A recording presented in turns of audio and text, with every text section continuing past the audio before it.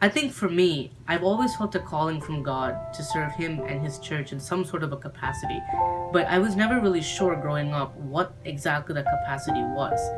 But it wasn't until my undergraduate career that I started realizing that God may be calling me for some sort of ordained ministry or some kind of a ministry to serve Him and His church.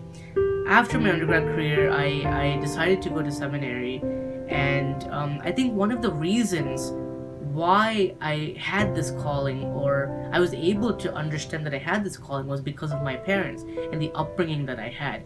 My parents encouraged me constantly to consistently go to church and to consistently pray and submit my life to God and do all things for His glory. And this certainly was a huge inspiration for me.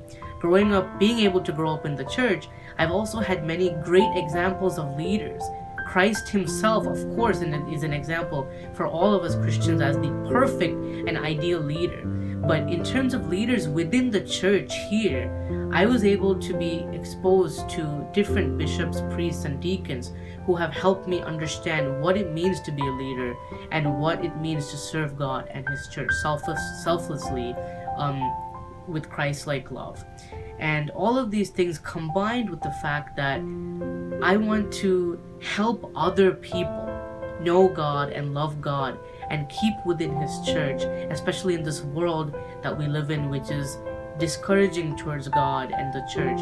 I want to help, not that I can do anything myself, but through the grace of God, others remain within the church and remain within God and in His love.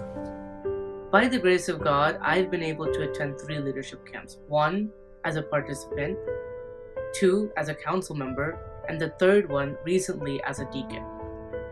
I've noticed that by attending each leadership camp, I've been able to acquire certain spiritual and administrative skills that are needed to be an effective leader in the church.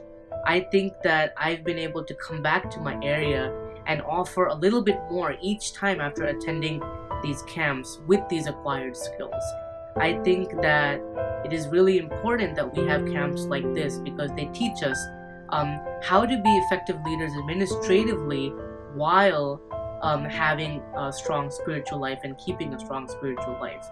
And these skills are still with me today as a deacon of the church, helping me in my ministry of spreading Christ's love and God's word. To me, being anchored in Christ simply means what we call in Orthodox theology theosis. Theosis is the process of becoming godlike, the process of becoming divine, and that is what we are all called to be Christ-like.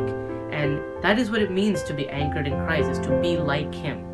So thinking like Him, talking like Him, loving the way that He loved us, this is what it means to be anchored in Christ.